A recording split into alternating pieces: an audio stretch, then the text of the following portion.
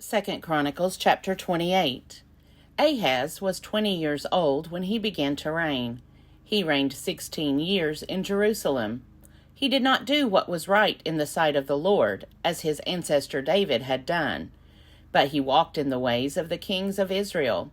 He even made cast images for the Baals, and he made offerings in the valley of the son of Hinnom, and made his sons pass through fire, according to the abominable practices of the nations whom the Lord drove out before the people of Israel. He sacrificed and made offerings on the high places, on the hills, and under every green tree. Therefore the Lord his God gave him into the hand of the king of Aram, who defeated him and took captive a great number of his people and brought them to Damascus. He was also given into the hand of the king of Israel, who defeated him with great slaughter. Pekah, son of Remaliah, killed 120,000 in Judah in one day, all of them valiant warriors, because they had abandoned the Lord, the God of their ancestors. And Zikri, a mighty warrior of Ephraim, killed the king's son, Maaseiah, Azrikam, the commander of the palace, and Elkanah, the next in authority to the king. The people of Israel took captive 200,000 of their kin, women, sons, and daughters. They also took much booty from them, and brought the booty to Samaria. But a prophet of the Lord was there, whose name was Odeb. He went out to meet the army that came to Samaria, and said to them, "Because the Lord, the God of your ancestors, was angry with Judah, he gave them into your hand. But you have killed them in a rage that has reached up to heaven. Now you intend to subjugate the people of Judah and Jerusalem, male and female, as your slaves. But what have you except sins against the Lord your God? Now hear me, and send back the captives whom you have taken from your kindred, for the fierce wrath of the Lord is upon you." Moreover, certain chiefs of the Ephraimites, Azariah, son of Johanan, Berechiah, son of Meshillemoth, Jehizekiah, son of Shallum, and Amasa, son of Hadlai, stood up against those who were coming from the war, and said to them, "You shall not bring the captives in here, for you propose to bring on us guilt against the Lord in addition to our present sins and guilt. For our guilt is already great, and there is fierce wrath against Israel." So the warriors left the captives and the booty before the officials and all the assembly. Then those who were mentioned by name got up and took the captives, and with the booty they clothed all that were naked among them. They clothed them, gave them sandals, provided them with food and drink, and anointed them. And carrying all the feeble among them on donkeys, they brought them to their kindred at Jericho, the city of palm trees. Then they returned to Samaria. At that time King Ahaz sent to the king of Assyria for help, for the Edomites had again invaded and defeated Judah, and carried away captives. And the Philistines had made raids on the cities in the Shephelah and the Negeb of Judah, and had taken Beth Shemesh, Aijalon, Gederoth, Soko with its villages, Timnah with its villages, and Gimzo with its villages, and they settled there. For the Lord brought Judah low because of King Ahaz of Israel, for he had behaved without restraint in Judah, and had been faithless to the Lord. So King Tilgrath-Pilneser of Assyria came against him, and oppressed him instead of strengthening him. For Ahaz plundered the house of the Lord, and the houses of the king and of the officials, and gave tribute to the king of Assyria, but it did not help him. In the time of his distress he became yet more faithless to the Lord, this same King Ahaz, for he sacrificed to the gods of Damascus, which had defeated him, and said, "Because the gods of the kings of Aram helped them, I will sacrifice to them, so that they may help me." But they were the ruin of him, and of all Israel.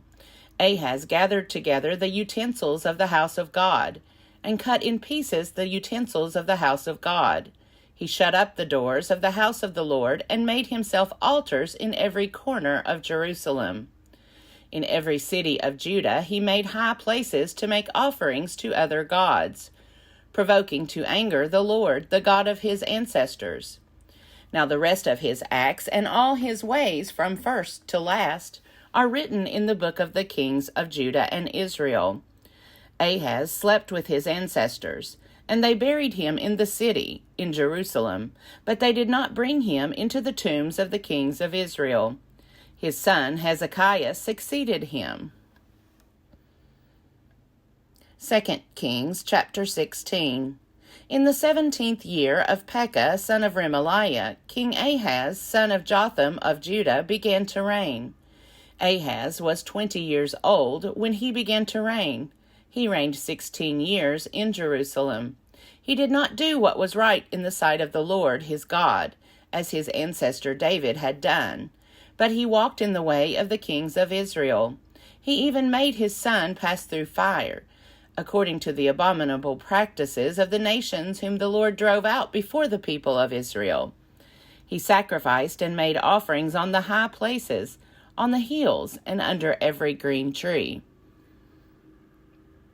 Then King Rezin of Aram and King Pekah, son of Remaliah of Israel, came up to wage war on Jerusalem.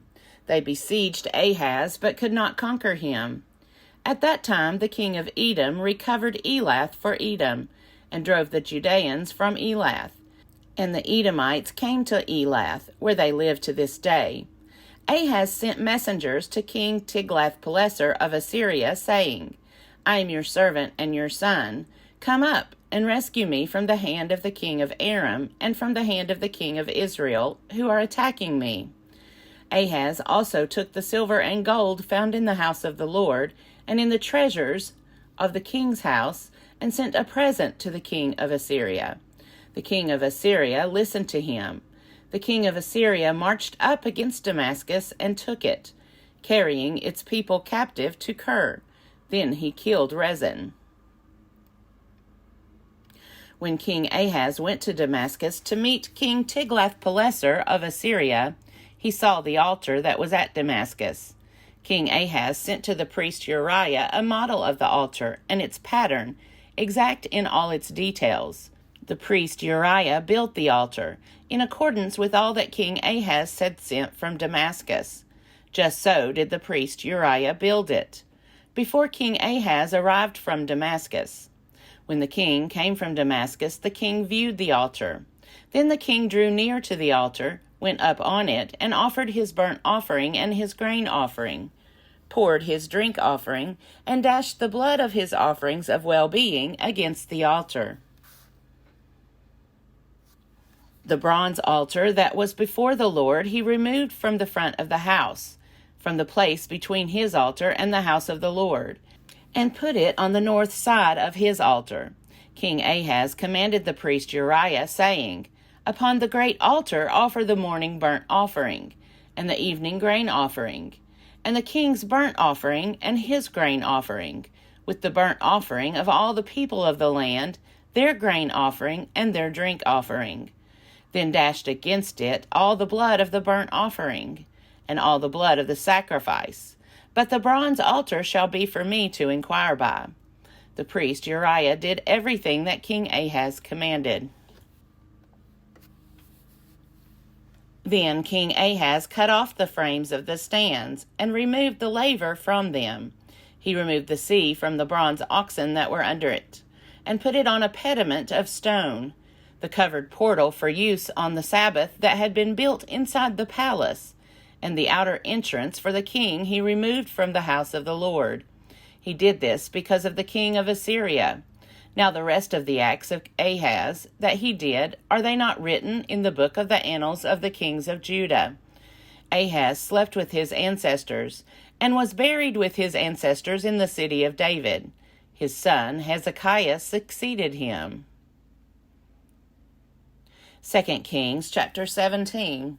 In the 12th year of King Ahaz of Judah, Hoshea, son of Elah, began to reign in Samaria over Israel. He reigned 9 years. He did what was evil in the sight of the Lord, yet not like the kings of Israel who were before him. King Shalmaneser of Assyria came up against him. Hoshea became his vassal and paid him tribute. But the king of Assyria found treachery in Hoshea, for he had sent messengers to King So of Egypt and offered no tribute to the king of Assyria, as he had done year by year. Therefore the king of Assyria confined him and imprisoned him. Then the king of Assyria invaded all the land and came to Samaria. For 3 years he besieged it. In the 9th year of Hoshea, the king of Assyria captured Samaria. He carried the Israelites away to Assyria. He placed them in Hala, on the Habor, the river of Gozan, and in the cities of the Medes. This occurred because the people of Israel had sinned against the Lord their God, who had brought them up out of the land of Egypt from under the hand of Pharaoh, king of Egypt. They had worshipped other gods and walked in the customs of the nations whom the Lord drove out before the people of Israel, and in the customs that the kings of Israel had introduced. The people of Israel secretly did things that were not right against the Lord their God. They built for themselves high places at all their towns, from watchtower to fortified city. They set up for themselves pillars and sacred poles on every high hill and under every green tree. There they made offerings on all the high places, as the nations did whom the Lord carried away before them. They did wicked things, provoking the Lord to anger. They served idols, of which the Lord had said to them, "You shall not do this." Yet the Lord warned Israel and Judah by every prophet and every seer, saying, "Turn from your evil ways and keep my commandments and my statutes, in accordance with all the law that I commanded your ancestors and that I sent to you by my servants the prophets." They would not listen, but were stubborn, as their ancestors had been, who did not believe in the Lord their God. They despised his statutes and his covenant that he made with their ancestors, and the warnings that he gave them. They went after false idols and became false. They followed the nations that were around them, concerning whom the Lord had commanded them that they should not do as they did. They rejected all the commandments of the Lord their God, and made for themselves cast images of 2 calves. They made a sacred pole, worshipped all the host of heaven, and served Baal. They made their sons and their daughters pass through fire. They used divination and augury, and they sold themselves to do evil in the sight of the Lord, provoking him to anger. Therefore the Lord was very angry with Israel, and removed them out of his sight. None was left but the tribe of Judah alone. Judah also did not keep the commandments of the Lord their God, but walked in the customs that Israel had introduced.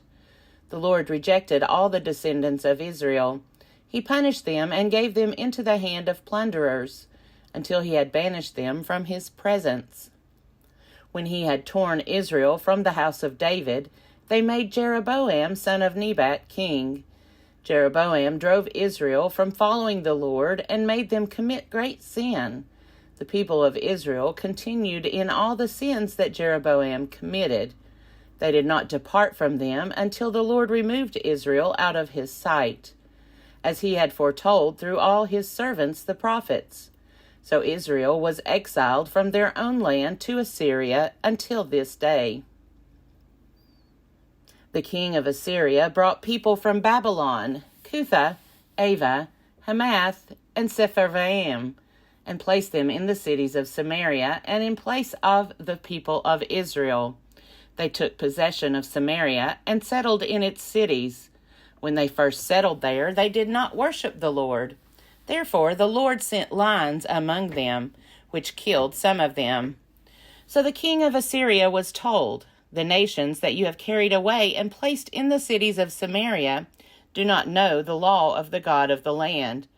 Therefore he has sent lions among them. They are killing them, because they do not know the law of the God of the land." Then the king of Assyria commanded, "Send there one of the priests whom you carried away from there. Let him go and live there, and teach them the law of the God of the land. So one of the priests whom they had carried away from Samaria came and lived in Bethel. He taught them how they should worship the Lord. But every nation still made gods of its own, and put them in the shrines of the high places that the people of Samaria had made, every nation in the cities in which they lived. The people of Babylon made Succoth-Benoth. The people of Cuth made Nergal. The people of Hamath made Ashima. The Avites made Nibhaz and Tartak. The Sepharvites burned their children in the fire to Adremelech and Anamelech, the gods of Sepharvaim. They also worshipped the Lord, and appointed from among themselves all sorts of people as priests of the high places, who sacrificed for them in the shrines of the high places. So they worshipped the Lord, but also served their own gods, after the manner of the nations from among whom they had been carried away. To this day they continue to practice their former customs. They do not worship the Lord, and they do not follow the statutes or the ordinances or the law or the commandment that the Lord commanded the children of Jacob, whom he named Israel. The Lord had made a covenant with them and commanded them, "You shall not worship other gods or bow yourselves to them or serve them or sacrifice to them. But you shall worship the Lord, who brought you out of the land of Egypt with great power and with an outstretched arm. You shall bow yourselves to him, and to him you shall sacrifice. The statutes and the ordinances and the law and the commandments that he wrote for you, you shall always be careful to observe. You shall not worship other gods. You shall not forget the covenant that I have made with you. You shall not worship other gods, but you shall worship the Lord your God. He will deliver you out of the hand of all your enemies." They would not listen, however, but they continued to practice their former custom. So these nations worship the Lord, but also served their carved images. To this day, their children and their children's children continue to do as their ancestors did.